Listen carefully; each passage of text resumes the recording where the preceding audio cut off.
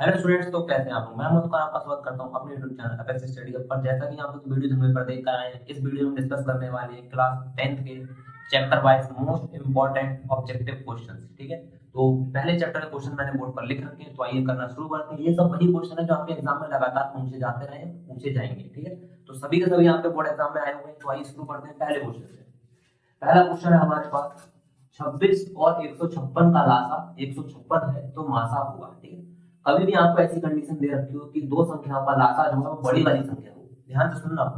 अगर दो संख्याओं का लासा बड़ी वाली संख्या कौन है इसमें, 156, तो हमेशा छोटी वाली संख्या जो होती है वो मासा होती है। या दो संख्याओं का मासा अगर आपको दे रखा है छोटी वाली संख्या, तो हमेशा इनका लासा जो क्या होगा, बड़ी वाली संख्या होगा। तो हमको क्या दिया है यहाँ पर, 26 और 156 का लासा कितना है, 156, यानी यही 156 है। तो जो बचा 26, ये हमारा इसका क्या होगा, मासा होगा। यानी ऑप्शन नंबर बी हमारा करेक्ट है। नेक्स्ट क्वेश्चन पे चलते हैं। अगला क्वेश्चन है हमारे पास, यदि एलसीएम यानी 132 और 288 का जो एलसीएम है वो 3168 है, तो मासा 132 और 288 का होगा। ठीक है, तो एलसीएम दे रखा है मुझे इसका मासा बताना है। ठीक है, तो सबसे पहले आपको एक फॉर्मूला पता होना चाहिए। फॉर्मूला मैं इधर लिखता हूँ। फॉर्मूला होता है LCM into HCF is equal to A into B. A होती है हमारी पहली संख्या और बी होती है हमारी दूसरी संख्या। बात को समझे, तो ये डायरेक्ट ऑब्जेक्टिव पूछा जा चुका है पेपर में, इसीलिए आप लोगों को मैंने बताया एलसीएम इनटू एचसीएफ बराबर ए इनटू बी, यानी लासा गुणा मासा बराबर पहली संख्या गुणा दूसरी संख्या। तो ये आपको याद रखना है। ठीक है, अब इसके बाद अगर इस तरीके का सवाल आ जाए तो आपको करना कैसे। देखिए, ऑब्जेक्टिव क्वेश्चन है, आपको मात्र हमने जो सॉल्यूशन तो देने की जरूरत है, तो इसको मैं रख कर देता हूं। अब समझिए, अगर हमको एलसीएम दे रखा है और हमसे एचसीएफ पूछ रहा है, हमको क्या पूछ रहा है, एचसीएफ, तो हमको क्या लिखना होगा, formula HCF is equal to A into B. A क्या है, पहली संख्या, बी क्या है, दूसरी संख्या, अपॉन एलसीएम। ठीक है, तो पीछे वाला फॉर्मूला वही से बनाया है। यदि हमको, चलो ये तो एचसीएफ के लिए हो गया, अगर हमसे पूछ रहा है एलसीएम, तो इसमें भी सेम रहेगा, a into B upon H C L. ठीक है, तो जो हमको दे रखा है संख्या की गुणा लगा उससे भाग करा। जैसे यहाँ पर हमको एच सी एल पूछा है हमसे और एलसीएम हमको दिया है, तो हमारे पास पहली संख्या क्या है, 132, और दूसरी संख्या क्या है हमारे पास, 288, और इनका एलसीएम हमको कितना दिया है, 3168। ठीक है, इसको काटना शुरू करेंगे। ठीक है, किससे काटेंगे, सबसे पहले इसको पहले 12 से काट लेते हैं। 12 एकम 12, फिर 12 एकम 12, फिर काटेंगे 12 दूनी 24, कितने बचेंगे 7, 12 पंचे 60, 12 छम 72, कितने बचेंगे 4, और 12 चौक 48। ठीक है, फिर 11 से भी काटेंगे इसको, 11 दूनी 22, फिर बचेंगे 4, 11 चौक 44। अभी 12 से फिर कटेगा, 12 दूनी 24, तो इधर 12 दूनी 24 और 12 चौक 48, दो से काटेंगे 24, कितना आ गया हमारे पास 12, यानी जो इसका एचसीएफ होगा वो कितना होगा 12। ठीक, इसी तरीके से आपको ये क्वेश्चन दे रखा है, तो क्वेश्चन में आपको इस बार एचसीएफ दे रखा है, तो एलसीएम ज्ञात करना है। तो एलसीएम के लिए क्या होगा, एलसीएम बराबर दोनों संख्याओं का गुणनफल, यानी 252 इंटू 594 बटे 18। ठीक है, इसको सॉल्व आपको खुद करना और इसमें से आंसर ढूंढना है। ठीक है, आगे बात करें निम्नलिखित में से कौन सा क्वेश्चन सहभाज्य संख्याओं का एक युग्म है। ठीक है, मोस्ट इंपॉर्टेंट क्वेश्चन है, और अब ऑप्शन भी चेंज नहीं करता, ये सेम ऑप्शन देता है। ठीक है, तो उसके लिए सबसे पहले आपको सहभाज्य संख्याओं के बारे में पता होना चाहिए। सहभाज्य संख्याएं होती क्या है, तो देखिए सहभाज्य संख्या क्या होती है, ये हमेशा संख्या पेयर में चलती है, दो दो के जोड़े में। यानी ऐसी दो संख्याएं, जैसे मैंने लिखा, एक लिखा 12 और एक लिखा मैंने 15। ठीक है, तो 12 भी 3 से कटेगा, तो 15 भी 3 से कटेगा। ठीक है, ये दोनों 3 से कट रही है, फिर मैंने अगला पेयर लिखा 12, 13 या 12, 19। ठीक है, अब हम इनमें देखेंगे कि ये दोनों संख्या एक को छोड़कर, ठीक है, कोई भी संख्या जो एक से डिवाइड होती है, तो 12 भी एक से कट जाएगा, 15 भी एक से कट जाएगा, एक को छोड़ो। अब एक को छोड़कर अगर जो संख्या किसी समान संख्या से कटती हैं वो सहभाज्य नहीं होती, और जो नहीं कटती हैं वो सहभाज्य होती हैं। इसका मतलब ये भी सहभाज्य और ये भी सहभाज्य, क्योंकि आप देखेंगे ये 3 से कट रही है, ये भी 3 से कट रही है, तो सहभाज्य नहीं है। इसको देखेंगे, ये किसी समान संख्या से कट रही है, इसको एक को छोड़कर, क्या ये किसी समान संख्या से कट रही है, नहीं कट रही है। ठीक है, तो इस पर ध्यान दीजिए आप। देखिए 14 है, ये भी 7 से कटेगा, 35 है, ये भी 7 से कटेगा, इसका मतलब सहभाज्य नहीं। आप 18 और 25 पे आएंगे, ठीक है, ये देखेंगे आप किसी से नहीं कटेगा, 25 को देखेंगे आप किसी भी समान संख्या से नहीं कटने वाले दोनों, तो इसका मतलब यही हमारा ऑप्शन होगा। थोड़ा आगे और चेक कर लेते हैं, 31 और 93 देखेंगे, तो तो 31 31 से कटेगा, 93 भी 31 से कटेगा, यानी ये दोनों सेम नंबर किससे कट रहे हैं, 31 से। आगे चलेंगे, ये भी हमारा 2 से कटेगा 32, और 62 भी हमारा 2 से कटेगा, ठीक है, ये दोनों भी समान संख्या से कट रहे हैं, इसका मतलब ये सहभाज्य तो नहीं है। तो कौन सा ऑप्शन मिला हमको, बी वाला ऑप्शन, ठीक है। ये क्वेश्चन बहुत इंपॉर्टेंट है, इसमें तो कुछ सवाल आप देख रहे हैं कि ऑप्शन भी चेंज नहीं होते, ऐसे के ऐसे रखते जाते हैं हर साल कई साल, यानी इसको ये सवाल 3 बार आ चुका है। आप ये वाला सवाल देखेंगे, ये वाला 4 बार सवाल आ चुका है, सेम सवाल आता, ऑप्शन भी सेम रखते हैं, बिल्कुल चेंज नहीं करते जरा सा। तो सवाल क्या है हमारे पास अगला, 144 के अभाज्य गुणनखंडों की घातों का योग। तो इसके अभाज्य गुणनखंड करेंगे, सबसे पहले हम 144 के कैसे करते हैं, देखिए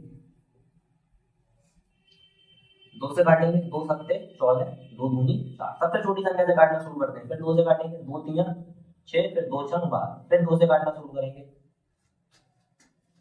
2 एकम 2, और फिर 2 कितना बचेगा, 6 2 8 16, ठीक है। फिर आगे 2 से काटेंगे, फिर 9, फिर 3 से काटेंगे, 3 3 9, फिर 3 एकम 3। तो 144 का अभाज्य गुणनखंड आया हमारे पास 144 बराबर 2 गुणा 2 गुणा 2 गुणा 2, यानी 2 आया 4 बार, फिर गुणा 3, तो 2 आया 4 बार, इसको लिख सकते हैं 2 की पावर 4, 3 आया 2 बार, इसको लिख सकते हैं 3 की पावर 2, ठीक है। हमसे क्या पूछा गया है कि संख्या 144 के अभाज्य गुणनखंडों में अभाज्य गुणनखंडों की घातों का योग है। तो अभाज्य गुणनखंड की घात, इसकी घात कितनी है 4, और इसकी घात कितनी है 2, यानी 4 + 2 मिलके हो जाएगा 6, यानी ऑप्शन नंबर हमारा डी, ठीक है। आगे चलते हैं, ये बहुत आसान क्वेश्चन दे दिया, ये तो 148/185 का सरलतम रूप होगा, बहुत आसान क्वेश्चन है, ठीक है। करना कैसे है, 148/185, ठीक है, कुछ नहीं करना, सबसे पहले हम 148 के अभाज्य गुणनखंड ले लेंगे, क्योंकि इसको ऐसे ढूंढने में बहुत मुश्किल होने वाली है। 148 के अभाज्य गुणनखंड क्या होंगे, पहले 2 से कटेगा, कितना आ जाएगा 7, फिर 2 से 4, फिर 2 से काटेंगे, 2 3 6, 2 7 14, यानी कितना आ गया हमारे पास, ये 37। अगली बार इसी तरीके से 185 के लिए अभाज्य गुणनखंड ले लेंगे, किससे कटेगा, 5 से, 5 3 15, और 5 7 35, तो 37 एकम 37। तो 148 के अभाज्य गुणनखंड आए 2 गुणा 2 गुणा 37, और 185 के अभाज्य गुणनखंड आए 5 गुणा 37, यानी ये 37 से 37 कट गया, 2 दूनी हुआ 4, और 4/5, तो ऑप्शन नंबर हमारा सेकंड वाला करेक्ट है।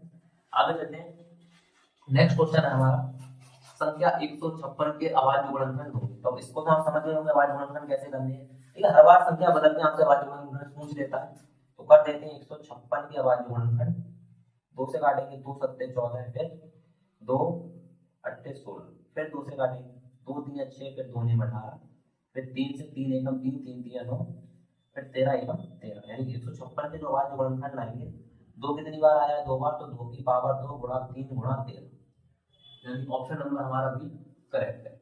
अगला क्वेश्चन है हमारे पास,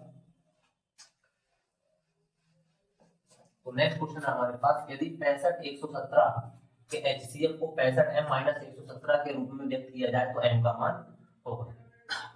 तो 65 और 117, ठीक है, इसका क्या निकालना है, HCF। तो एक बार हम निकालेंगे और एक बार हमने हमको दिया है, कितना दिया है HCF, 65m - 117, ठीक है, ये हमने हमको दिया है,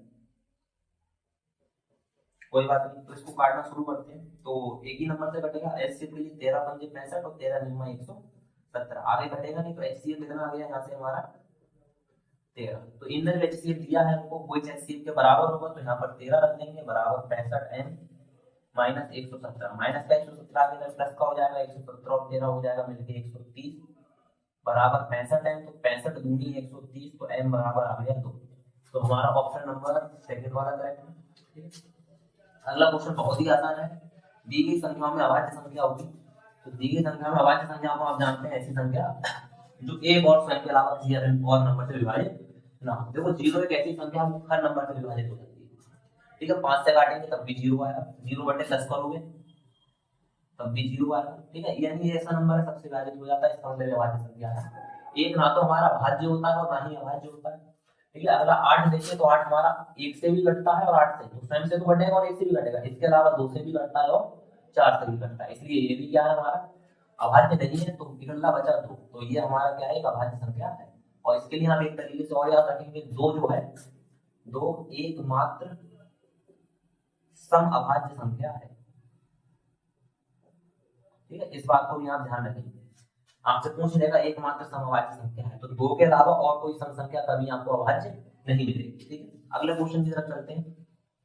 अगला क्वेश्चन है हमारे पास, पहले निम्नलिखित संख्याओं में से परिमेय संख्या है। तो परिमेय संख्याओं में से देखो, इसको देखेंगे 7 3 21, यानी √21 आ गया। इसे हम p/q के रूप में नहीं लिख सकते, तो ये भी परिमेय नहीं है। ये अशांत अनावर्ती दशमलव प्रसार का है, तो ये भी परिमेय नहीं है। ठीक है, इसको देखेंगे पॉइंट भी और रूट भी लगा, इसका वर्गमूल किसी हाल में नहीं निकल सकता, तो ये भी परिमेय नहीं है। इसको देखेंगे तो ये a + b और a - b, क्या हो गया a + b a - b, formula याद करो, a + b * a - b क्या होता है a² - b²। तो सेम इसी तरीके से a कितना है 5, तो √5 का स्क्वायर, और b कितना है √7, तो -√7 का स्क्वायर। तो 5 √5 का स्क्वायर 5, √7 का स्क्वायर 7, कितना आ गया 2 -7। तो यही हमारी एक परिमेय संख्या है। ठीक है, आगे बात करेंगे इस क्वेश्चन पे। ये कह रहे हैं एक शून्योत्तर परिमेय संख्या एवं अपरिमेय संख्या का भागफल होता है, यानी एक परिमेय संख्या और एक अपरिमेय संख्या का भागफल होता है। ठीक है, इससे पहले मैं आपको कुछ बताऊं, इस सवाल को करने से पहले कुछ प्रॉपर्टी है। पहली प्रॉपर्टी यहाँ पे याद रखेंगे, परिमेय और परिमेय। ठीक है, बीच में आप जोड़ कीजिए, घटाइए, गुणा कीजिए या भाग। तो परिमेय परिमेय का योग, परिमेय परिमेय का घटाना, परिमेय परिमेय की गुणा, परिमेय परिमेय का भाग, ये हमेशा परिमेय होता है। बात क्लियर? ठीक, दूसरा,